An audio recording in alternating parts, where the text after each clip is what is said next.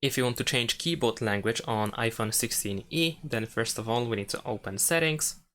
In the Settings, go to General, scroll down to find Keyboard, and then in Keyboard Options we need to go to Keyboards. Over here we can press Add New Keyboard in order to choose the new language that we want to add to our keyboard. So let's say we're gonna choose German as an example. We might also see different regions. And that's pretty much it. You can also press Edit over here in the top right corner in order to change the order of the keyboard languages.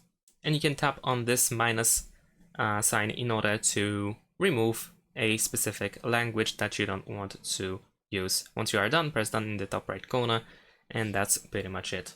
If you want to switch between different languages when you have keyboard opened, then you can press this globe icon in the bottom left corner in order to switch to a different language, and the new language that you are switching to will be displayed on the spacebar. Thanks for watching, leave a like and subscribe to my channel, and see you in my next videos. Bye!